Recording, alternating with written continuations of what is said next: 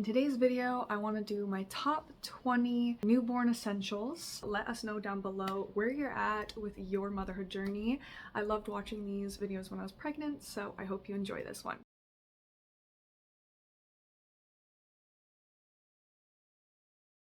Starting with number one, obvious one is diapers and wipes, an absolute essential that you'll need for your baby. I've always leaned towards sticking to more natural products, and I really went back and forth on what diapers I wanted to use, and I've tried a lot since my daughter was first born. I want to actually make a video on disposable versus cloth and what brands I've tried in the future, but right now we're doing kind of a combination of disposable and cloth. However, I didn't start using cloth diapers until 10 months in, just because I was a new mom. However, I had always wanted to and planned to. So I think using, in my opinion, disposable, especially if you're a new mom, disposable in the beginning when they're younger is just for your own sake a good idea. But if you feel like you can do the cloth diapering, great. I love it now because I've got a routine going now. We have flow, so like doing an extra load of laundry for the cloth diapers is not a big deal for me. So I enjoy doing both. I think having disposable for out and about in public, or if someone's watching your child, or even for overnight, is really nice to also have disposable. I will link a few of my favorite brands down below that I used, but honestly just go for something that is like fragrance free and consider like sensitive skin options. Finding biodegradable disposable diapers is really hard, so just, you know, do your best on what you think is good for your baby, whether that's like the naturalness for your baby's skin or for the environment. Same idea with wipes. So I use regular wipes and I use cloth wipes as well. So I have a little solution in a spray bottle with some castile soap and water and a little bit of lavender oil and oil as well, avocado oil. And I use that for like specifically bum changes, like poopy diapers. But just for a pee, I just use a regular wipe. I like using both, but you know, think about your lifestyle and how you will go about using wipes. Again, go for sensitive skin options, things like that. And I personally like, again, if you could look out for a biodegradable wipe, that would be good. I'll leave some of my favorites again down below. Of course, number two, you're gonna need clothes. The best thing that I used were little sleepers. I still love sleepers, the little zip ups. She's getting too old for them now because she's heading towards being 2 years old, but honestly, the little sleepers are awesome. So not only for nighttime, but just changing in the beginning of newborn stage. You could go with the snap style or the zipper style. The zipper style is honestly a lot better for in the middle of the night. If you're struggling, you know, you're not trying to find all the snaps. However, it does bunch when it's a little bit too big for them. So just get a bit of both. I also tried out those gowns. I saw some videos recommending them, and I found that I didn't like them in the end because her legs would always just come out the sides where I tied it anyways, and then her legs would be exposed. So I thought they would be good for diaper changes in the middle of the night or just in general. And yeah, maybe for the very early stages, just have, you know, you could try out a gown, but that didn't work for me. But just generally, sleepers. Think about how often you do laundry, if you have laundry available at your home. Because if you're doing laundry all the time, then it's okay if you go through a few sleepers in a day, or if you only have a few. Also, I would skip newborn clothes, like unless your baby's kind of reading on the smaller side, I would say just get 0 to 3 and 3 to 6. Also, I personally like 100% cotton clothing. You don't have to do organic or anything like that. If you can find it, great. I know at my local grocery store here in Canada, Loblaws, you know, Zayre, Superstore, things like that, they offer in their like Joe Fresh line organic cotton for a really reasonable price. So if you can find something like that, that's awesome. But regular cotton from Walmart, wherever, is much better than any sort of polyester. It's too hot, especially for nighttime. Keep them in some cotton, and that's ideal. I would say a safe amount of sleepers that you would need is around maybe anywhere from 8 to 12. You're gonna go through possibly anywhere from 1 to 3 sleepers a day. So keep that in mind just in the beginning, but as they get older, I find now that she's like 16 months old, she maybe goes through like 2 outfits a day, you know, depending on how messy she is. She'll just go through her first outfit and then I'll just change her right into PJs, or sometimes I'll change her outfit again. Bibs are also helpful. Number 3, of course, is somewhere to sleep. This one is very personal to you, so keep that in mind on what works for you and your baby and your partner, or whatever is in your scenario and in your life. You're gonna go with a crib, find a high quality crib. I got the Sniglair crib by IKEA. Want a bassinet or as well as, so I had a bedside bassinet. A bedside bassinet I know not everyone is for, but I personally found it in the very beginning worked for my baby, but I'll get to what I ended up doing long term instead. But what I had planned was the bedside bassinet, and then I had the crib, which was in her playroom at the time, and I ended up only ever using the crib for like playtime when she was younger and couldn't walk yet.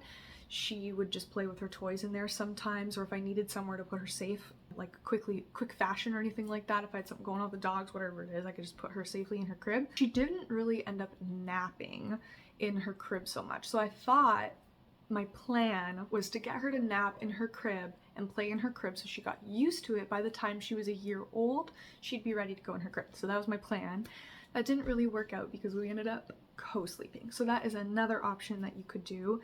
You could either put your crib up against your bed, have it in your room, or your bedside bassinet, either an enclosed bassinet or one that is beside your bed, whatever you feel comfortable with and what you believe is safest in your eyes. The crib I now have actually in our bedroom here beside our bed, with the side off into the toddler conversion that it does. So the IKEA one and lots of cribs will convert into a toddler bed, so you can do that and then push it up against your bed. However, she's not sleeping in it quite yet. I think she'll be more ready towards 18 months. But right now she's in our bed, and she's actually been in our bed. So we have a king size bed, and she's been co-sleeping with us since she was about 2 months old. So this bedside bassinet, I would say, was not as worth it for me as I thought it would be, because I found that she just cried so often in the night that she ended up coming into my bed much sooner than I thought. Like, I always was open to co-sleeping, but I had that plan of using the bedside bassinet. And the bedside bassinet is only really good until 4 or 6 months anyways, because they end up getting too big for it. And I never wanted her in a crib at 6 months at all anyway. So that's kind of how we ended up co-sleeping, and I don't regret it at all. Follow the Safe 7 co-sleeping. Like, if you want to look into it, I would look up the Safe 7 co-sleep, I think it's called. And again, just do what you feel comfortable and what you feel is safe, but this has worked for us. And yeah, but no matter what you choose, you're going to need somewhere for your baby to sleep. Number 4, you're going to need a car seat and possibly a stroller. It's up to you if you want to use a stroller. I actually surprisingly did not use my stroller that often at all. I baby wore a lot. I'll get to that because that is one of my things on the list, is baby wearing. But for now, if a stroller is something that you think you are going to use, then maybe get a combo car seat stroller. I was lucky enough and grateful enough where my sister handed me down her stroller.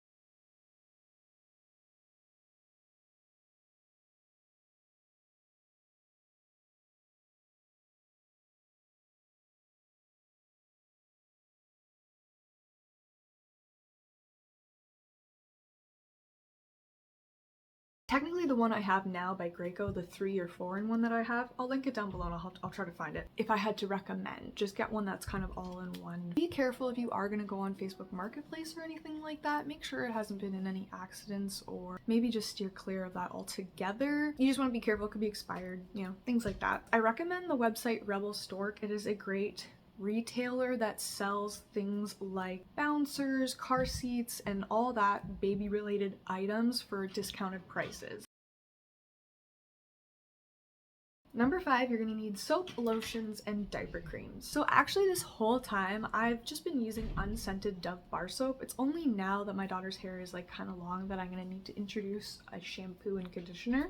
Unscented Dove bar soap works for me, it works for my daughter, it's what we've used. But find an unscented baby lotion and baby soap that you enjoy. For lotions, I like Live Clean and Green Cricket, I wanna say. They do a good fragrance-free lotion. I would just try to make sure that it's a mild fragrance-free formula. A diaper cream that I really enjoyed is Burt's Bees, their zinc one. I still am on the same tube that I've had from the beginning, but if you're looking for something that doesn't have zinc but is a good diaper cream, there's one nappy ointment by the brand Substance I really like. Quick pause before we get to the rest of the video because I am so excited to finally share something that I have been working on really hard behind the scenes. I have created the ultimate handbook for new moms, and it's truly everything I wish I had in the early days of motherhood. It's packed with 60 pages of helpful information on newborn and postpartum essentials, from birth plans to checklists to daily routines and mental health tips and more. I've also included 10 printable checklists and 15 easy and nourishing recipes. These recipes are specifically designed to help you in recovery, help with lactation, and help save you time. And another very exciting part of this is, alongside my videos on newborn essentials and postpartum essentials,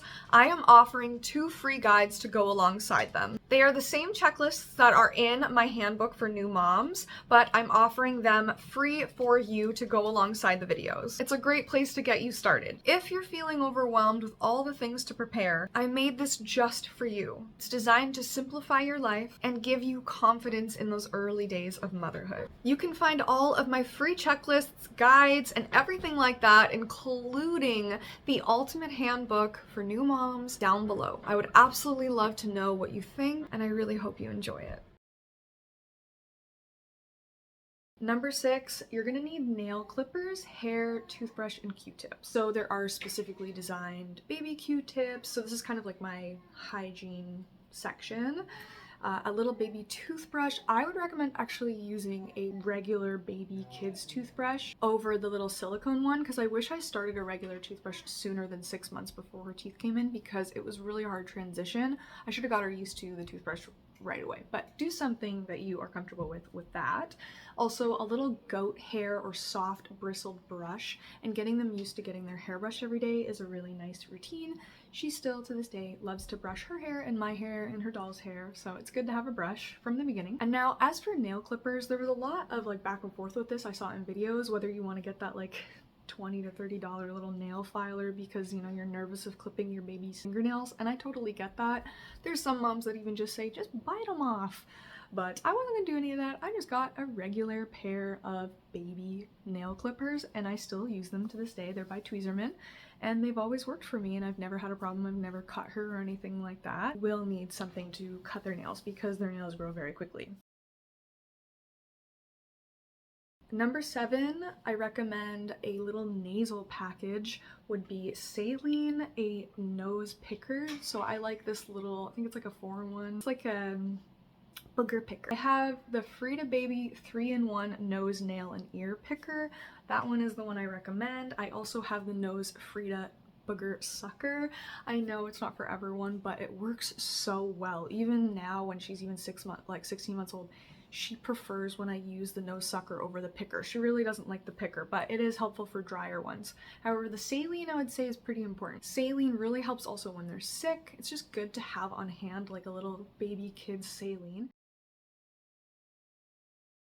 Number 8, you're gonna have to bathe them. This is also, again, up to you. Some people just hold their babies in the tub or in the shower or in the sink, and some people use like a little seat. I used the Angel Care seat bathtub up until she was about 8 to 10 months, and then I kind of just started like sitting in the bath with her. She started standing a lot when she started to get a little bit older, like 10 months and stuff, so I was bathing her standing, and now to this day she stands when she bathes. But there are a lot of options out there, but you're gonna need something that works for you and your baby. Angel Care one is super recommended though in the beginning, and it really worked well for us. Now, number 9 was a savior for us. Honestly, it was really helpful, and that's some sort of rocker or bouncer or swing. Personally, I'm not into a lot of containers for my babies. I don't want them sitting in something all the time. However, when they are like too young to sit up on their own and kind of move around and crawl and things like that, other than tummy time, which I am a huge proponent and encourage a lot of tummy time, and I did that a lot with my baby, and I used a nursing pillow for that a lot of the times in the very, very beginning. But a rocker was so helpful for showers. You know, the only time she ever slept not in a baby wrap, like the first 6 to 10 months, was in a rocker when I showered. So that was our routine. It's what worked for us. Obviously, you're never gonna ever have your baby sleeping in there overnight. That's never ever recommended. But I personally did when I showered. It was the only way that I could shower. So I would get her to sleep in the bathroom with me so I'd be able to monitor the whole time with the shower curtain open. So that's what worked for us. And then sometimes, you know, they're just really cranky and they're not in the mood for tummy time and you're trying to cook dinner, and for some reason, because I also baby wore her a lot. I love baby wearing, you know, I don't want to have my kids in the seat all the time, but it is a really, really helpful, handy option that I think to me was an essential in the beginning. The one that I had and recommend is the Ergo Baby. It has an attachment that makes born seat, and it's really good for the back of their heads to make sure that they're not getting uneven or flat. Yes, generally you don't want to keep your babies in any sort of container for longer than like 15 to 30 to 60 minutes, depending on the scenario, at a time, or per day, depending on what the seat is. Now the perfect segue into number 10, because of what we were talking about, is baby carriers. I asked my husband before this video, what do you think was the biggest savior for her? If I could recommend one thing, basically out of this whole list, one thing, what would you say was like the biggest helpful thing that we had? And it was the baby wrap. So as I've kind of alluded to in this video already, I wore the baby wrap so much. Like 90% of my baby's naps were in the baby wrap. I would even have to do that at night before I had to like take her out and put her in the bed, because she was a little tough baby. It was really hard to get her to sleep, and I tried everything, and rocking her in that wrap was the only thing that worked for us, and I just did what felt right and what worked, and I don't regret it. I love the baby wrap so much. I also had, I had the boba wrap. I really love it. I still use it, but she's definitely outgrowing it, because ideally it's like only until 20-ish, 25 pounds, and she's like 23 pounds, and the max weight I think is like 30 something. She's definitely kind of growing out of it, and I use it less and less now. She's now able to fall asleep just by nursing, and she was only napping once a day now as well, so I only have to get her to go to sleep twice versus in the beginning. So we use the wrap a lot less nowadays, but I also still love a baby carrier. So I had one by Infantino. It's not the best one. I personally recommend a Tula, and that is one I'm going to be buying very, very soon. I'd love a woven wrap as well.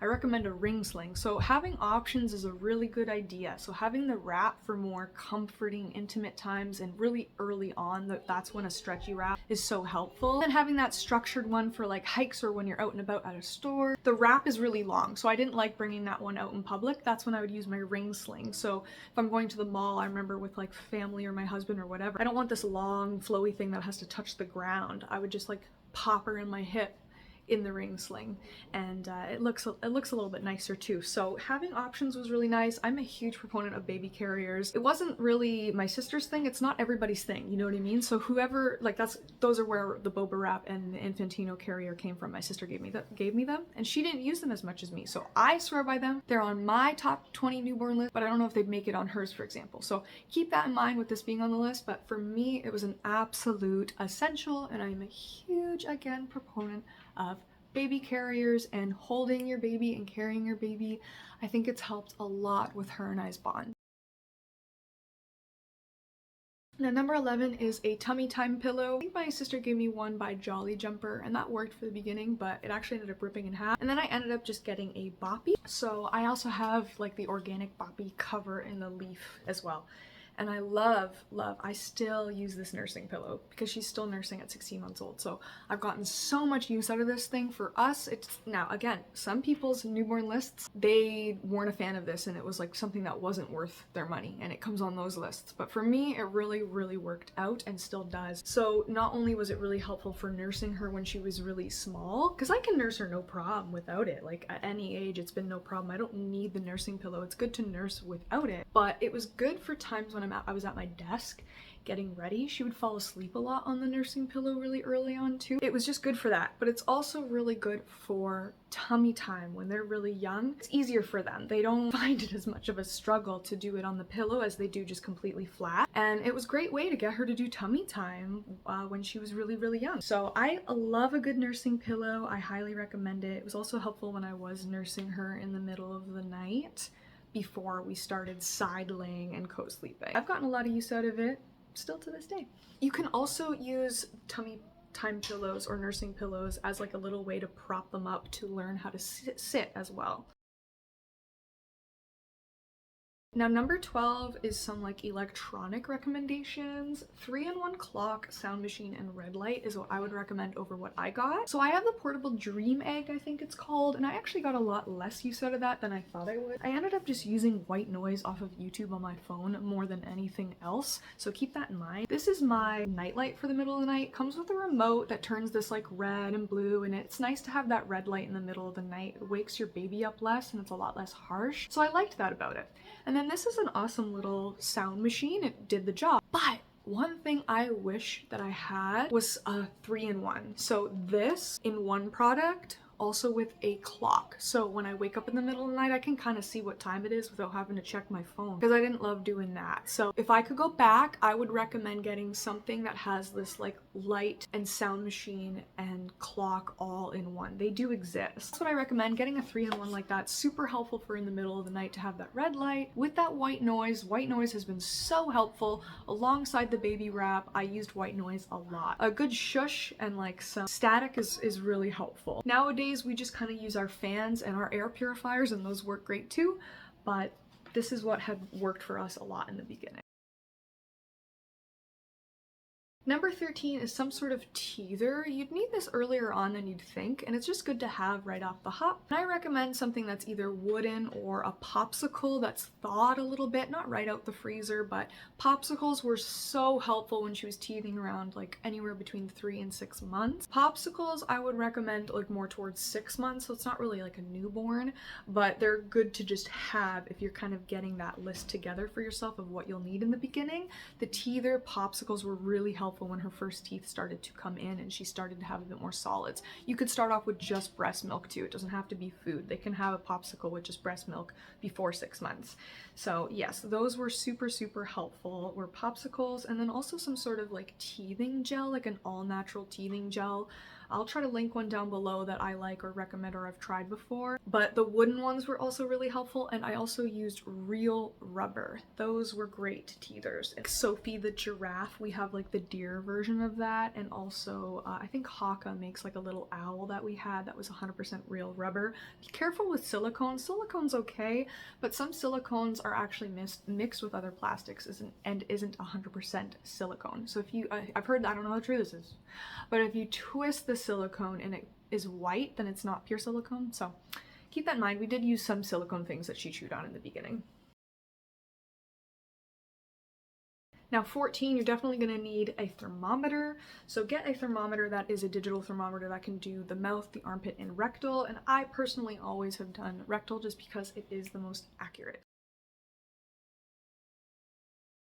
Number 15, something that was really helpful in the beginning, not so much now, is a Haka bottles and a pump. So the Haka is a wonderful, helpful little silicone tool that you suction to the other side while your baby is nursing. You can also get the Ladybug, so I had both. So the Ladybug would just catch it. That one was helpful for in the middle of the night. I would just kind of suction it on, and it's smaller, it's more compact, and then it would catch all that letdown on the other side. Now the traditional Haka, make sure you get the second edition that they did of it, because it suctions to a surface and then also comes with a lid. So I recommend that version of the Haka, but that was so helpful. I'd get so much milk, not even from pumping, just having it on the other side while she nursed on the other side. So helpful. Can't recommend a Haka enough. But then you have all this milk. What are you gonna do with it? Go and get yourself some bottles. You can obviously get a pump. Look into what pump you want that works for you. I don't have too many recommendations when it comes to like legit pumps.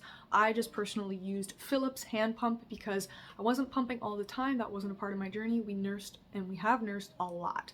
However, we did use bottles here and there. The Philips natural nipple response. Personally, I would actually go with the glass Dr. Browns. Those are some of the best bottles you can get, and personally if I'm gonna get a new bottle in the future, that's the kind I'm gonna get. So these next 5 are kind of bonus items. Personally, the first 15 are way more essential to me than the next 5 I'm going to recommend, but they are still really, really helpful, so I wanted to put them on this list. So number 16 would be soother or pacifier. Now this is not a part of every baby's journey. Some babies straight refuse them. Moms don't even want to introduce them. Kind of controversial, but personally, I had a really great experience with it. So what I did, now you can do what I did, you don't have to do what I do, but this is just what I did and what worked for me. So your breastfeeding journey is supposedly pretty solidified by the time that they're 6 weeks old, and that's when some people recommend introducing a soother or pacifier when you're, if you're going to. So that is what we did. I waited until 6 weeks just to make sure, and I have to say, because of how tough she was with sleep, it was like a savior once we introduced it, and I kind of wish I introduced it earlier, but I'm glad we waited. You know, we didn't know any different, but it did help her a lot because she had actually reflux. Now, soothers and pacifiers can be really helpful for reflux. Personally, you know, some people say they can help with SIDS, but I'm not a proponent for that. I don't think it's necessary. You know, there's a lot of conflicting info on that, but that's not something I am a proponent of. I don't think they need it at night, personally. For the reflux, it helped her so much because she wanted to suck out of comfort, but she couldn't nurse because I think it hurt her. And the soother helped her a lot in the beginning. Her having it at 6 weeks all the way to now, so she doesn't use it anymore, but she kind of transitioned out of it on her own around a year old. But to my point of that, I never let her have it randomly. So I didn't let her have access to it randomly just to have it. Only early on did I use it for like car rides, or, you know, you're in the checkout line at the grocery store and your baby's crying, like stuff like that. It's helpful, especially car rides, you know, stuff like that. It's very, very helpful. But less and less she needed it, and then it just started to become just for naps or just for sleep when she was in the wrap. Sometimes she'd need it, or if I'm trying to unlatch and get out of there while she's in the bed, sometimes I'd switch it out for the soother. But she'd always spit it out on her own, and we've had a good relationship with it, and now she's faded it out on her own. However, in the beginning, it was very helpful. So keep that in mind. It's your choice if you want to use it or not. I used 100% real rubber by Bibs. Also, Itsy Ritzy makes some, and that's what we were comfortable with. Also, I'm planning to cut them off because I've saved them all, and cut little tips off and make little magnets out of them to keep them. Number 17 would be swaddles or swaddle blankets. I know not everyone chooses to swaddle. There's conflicting information on their motor reflexes and things like that, on whether it's good for them. Some people say if you don't swaddle, the reflex will go away sooner, but the reflex goes away anyways. So it's your call if you want to swaddle. I did swaddle a little bit, but I didn't too much. I've mainly used actually sleep sacks, and I still to this day, even though we co-sleep, I use a sleep sack for her. And you can get them rated at different togs depending on, you know, the cold weather, you know, time of year, things like that, on what your house is set to. But sleep sacks are awesome and swaddles are awesome. But you can only swaddle until they're about 4 months anyways, so I don't think you need like a whole lot of them. Once they start to roll over, it's no longer safe with their arms. Also, if you are gonna swaddle, make sure you keep the legs loose. Number 18 is the up seat. Now, this was pretty helpful because it took her a while to learn how to sit on her own. Typically, you know, that's anywhere from like 4 to 8 months, I want to say, your baby starts to learn to sit up on their own. And it was helpful early on getting her to like play with her toys sitting for like a little while when I kind of wanted to be more one-on-one with her. It was an alternative to the bouncer as she got a bit older. And what's great about the upseat is that it encourages healthy hip positioning. Something like the traditional little baby seats aren't properly designed for babies' hips, and the upseat was properly designed for their hips. So that's what I love about it. And also it acts and doubles as like a little booster seat, high chair, and it could still be used to this day. That, like, I still have it and I still use it. So it is really helpful. It was helpful in the beginning for when she was first eating and things like that. What's awesome about it is that it supports her upright. Now, number 19 was Wendy's, kind of a random one, but she had gas, and Wendy's were like a little helpful thing that you put in your baby's butt after you've done massages with their legs and stuff like that, and it helps them relieve gas. For when they're really young, they don't really know how to do that on their own. I got the one by Frida Baby, and it can really help with like colicky babies. Now, number 20, lastly, kind of an important one, but kind of bonus, you know, depending on how you look at it, but it's medicine. So you're gonna need some medicines for your baby. I personally recommend a vitamin D drop, some Tylenol, and gripe water. Now, I'm not a doctor, But this, out of the research I've done and doctors I've talked to and so on, you know, my midwives recommended vitamin D drops, my doctor recommends vitamin D drops, so that is what I give to my baby still to this day. And again, some sort of Tylenol or Motrin. Now, this kind of another controversial topic, I guess, a little bit, is like pain medications. But personally, I am always trying to stick to the more natural, and I don't want to default to pain medication by any means, like if it's not necessary. However, if your baby gets a fever or is so miserable from teething and a massive fever and being cold and sick, I'm not personally gonna let my baby suffer. So if they have a really bad fever, that is what the doctor is going to recommend. If you go to the hospital and your baby has a fever, that's what they're going to give you and recommend is some Motrin. And if they puke up that Motrin and their stomach can't handle it, then they're going to give you Tylenol. So that is what has happened to me in my experience. So personally, it is good to just have on hand if it's really, really needed. Sometimes your baby just won't even sleep because of how much pain they're in. Now, if you're still against it, it's okay. I respect that. I really recommend the wet sock method. It worked so well for when my baby had a fever one time. I put her in wet socks before bed and she was like completely better the next day. So, you know, keep that in mind. And you can also, you know, make sure your baby's immune system is good to go otherwise. And lastly, gripe water. Not everyone is into this, but I actually did find that she got some relief from it. I love the Mommy's Bliss brand and it was helpful to have in the beginning. And for the Motrin Tylenol, definitely get the dye-free liquid infant kinds and adjust obviously accordingly. And of course, talk to your pediatrician and all that. I think that's everything that I wanted to say. That was like most essential for me and my baby in the beginning. Let me know if you think I forgot anything or if this video was helpful. Down below, I have an ebook going in detail about my top 20 newborn essentials and even more information packed in there. If you're interested, check out that down below. Let me know if you found this video helpful or if you think I forgot anything, and let me know, where are you at in your pregnancy or mother journey? I'd love to know and hear about your story. Let's start a conversation and make other moms feel better about becoming a new mom, because it is overwhelming. All the products are so overwhelming. It can just be a lot. So I wanted to make this video to just be real, like true essentials for me. And like, again, some of them aren't, like you don't need an upseat. Like just keep in mind, your baby just at the end of the day needs you.